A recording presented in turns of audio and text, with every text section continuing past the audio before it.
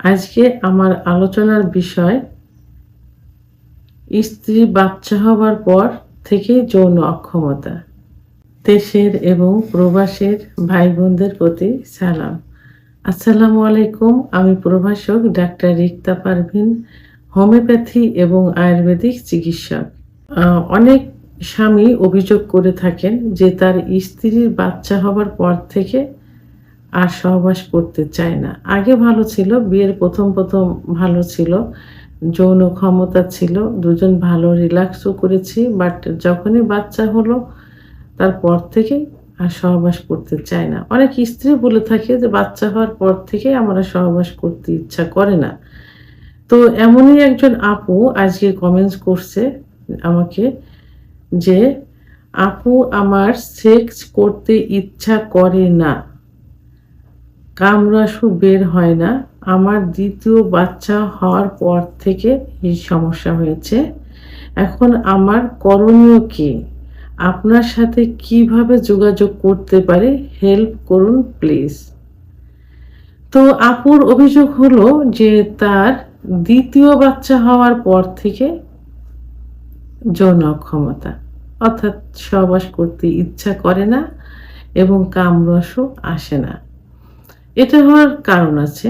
কারণটা হলো যে বাচ্চা হবার পর মহিলাদের যে হরমোন থাকে, ইস্ট্রোজেন এবং প্রোস্টেজেন হরমোন, এই হরমোন কমে যায়। পুরুষের যেমন যৌন অক্ষমতা আছে, পুরুষের হরমোন টেস্টোস্টেরন হরমোন কমে গেলে যৌন অক্ষমতা হয়, মহিলাদের হরমোন কমে গেলে যৌন অক্ষমতা হয়। বিশেষ করে বাচ্চা হওয়ার পরেই কিন্তু এই হরমোনের কমতে থাকে খুব বেশি করে, বাচ্চা হওয়ার পর থেকে। আরেকটা হলো যে বাচ্চা হবার পর যখন বাচ্চা বুকের দুধ পান করে তখন কিন্তু সেক্স হরমোনের উপরে প্রভাব পড়ে। আবার যে কারণে এই যৌন অক্ষমতা চলে আসে। আর বাচ্চা সাধারণত ২ টা ওয়েতে হয়। প্রথম যেটা সেটা হলো নরমাল ডেলিভারি যেটা। আর নরমাল ডেলিভারি করার সময় অনেক সময় দেখা যায় যে যোনিপথটা একটু চিড়ে যায়, মানে টিয়ার হয়ে যায়, সেখানে স্টিচ দেওয়া হয়, সেলাই দেওয়া হয়। এই ব্যথাটা ঘা শুকাতে প্লাস ব্যথা সবকিছু মিলে অনেক দিন লেগে যায়। মনের ভিতর তখন একটা ভয়, আতঙ্ক কিন্তু এসে যায়।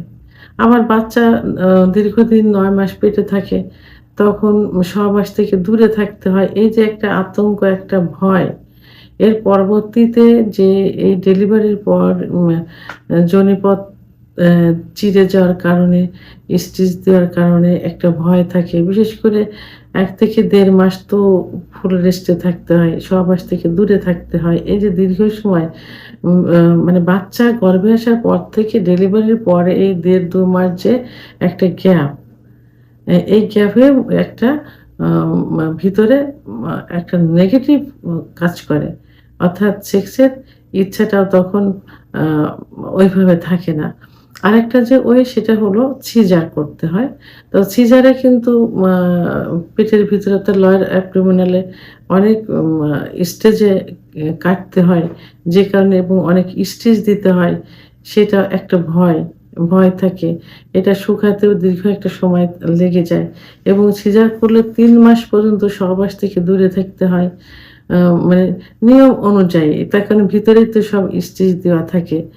এম আ এবং অনেক সময় দেখা যায় যে এর থেকে বেশিও সময় লেগে যায়। এই যে দীর্ঘদিন যে গ্যাপ এবং এই যে একটা ভয় থাকে যে সহবাস করব, ভিতরে কি হবে? না দেখা যে একটাই। তো এই ভয়ের কারণেও আ সহবাস স্বামী থেকে একটু দূরে থাকি, ইচ্ছাটা লুকায়িত রাখে। এর কারণেও কিন্তু যৌন অক্ষমতা চলে আসে। এটাও একটা বড় ধরনের কারণ। আবার বাচ্চাকে আলাদাভাবে টেক কেয়ার করতে হয়। অনেক বাচ্চা রাত্রে বিরক্ত করে ঘুমোতে চায় না। ঘুমোয় না। দিনে ঘুমায়, রাত্রে ঘুমাতে চায় না। তখন মাকে কিন্তু এটা টেক কেয়ার করতে, দেখাশোনা করতে হয়। এবং সারাদিন বাচ্চা দেখাশোনা করা, বাচ্চাকে গোসল করানো, খাওয়ানো, আলাদা একটা সময় তার পেছনে ব্যয় করতে হয়। নিজের রিল্যাক্সের কোনো একটা সময় কিন্তু তখন পাওয়া যায় না। সবকিছু মিলে তার ভিতরে সহবাস থেকে দূরে থাকার একটা প্রবণতা তৈরি হয়ে যায়। মানসিক যে সমস্যা, যেটা একেতে ঘুম হচ্ছে না, মানসিক টেনশন, তারপরে আ উম আ এ মহিলাদের যে হরমোন কমে যাওয়া, দুধ খাওয়ার কারণে হরমোনের উপর যে প্রভাব পড়া, সবকিছু মিলে যৌন অক্ষমতা আসে। এখন আপুটার কি আসছে? তার সহবাসের ইচ্ছা করে না। এই কারণে যৌন অক্ষমতার কারণে সহবাসের ইচ্ছা করে না।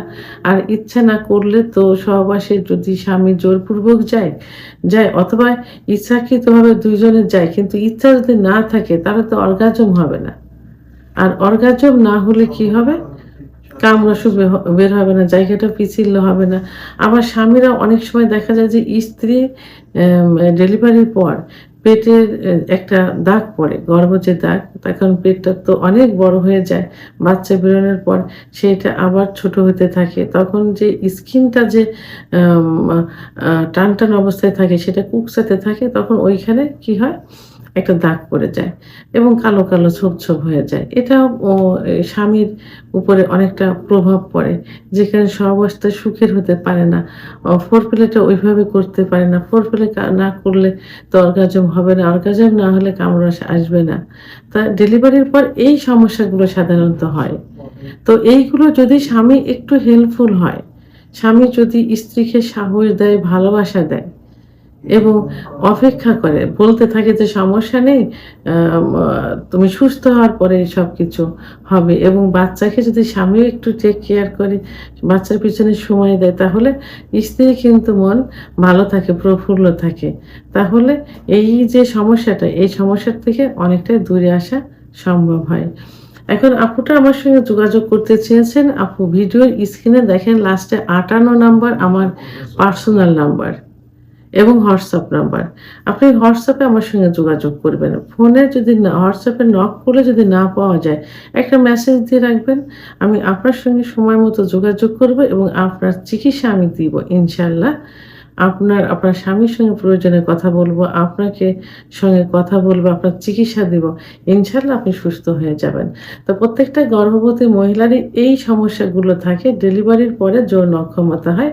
স্বামীর অভিযোগ থাকে, স্ত্রীর অভিযোগ থাকে। স্ত্রীর অভিযোগ না ঠিক, একটা ক্ষোভ থাকে। একটা কথা বলার একটা মানে এটা যে তার এই সমস্যা হচ্ছে। তাই সবার উদ্দেশ্যে বলব যে আসলে এটা দুজনকে সাহায্য সহযোগিতা করতে হবে। স্ত্রীর মনকে ভালো রাখতে হবে, প্রফুল্ল রাখতে হবে। তার জন্য অপেক্ষা করতে হবে। স্ত্রীকে এমনভাবে বোঝাতে হবে যে সে সুস্থ হলেই সব হবে। তার সুস্থতাই মেইন। এখানে সেক্সটা মেইন না। তাহলে দেখবেন সবকিছু ইনশাআল্লাহ ঠিক হয়ে যাবে। ভিডিওটি সম্পর্কে যদি কোনো মতামত থেকে থাকে অবশ্যই কমেন্টসের মাধ্যমে জানাবেন। আর ভিডিওটি ভালো লাগলে লাইক, কমেন্ট, সাবস্ক্রাইব করে আমার সঙ্গে থাকুন। আল্লাহ হাফেজ।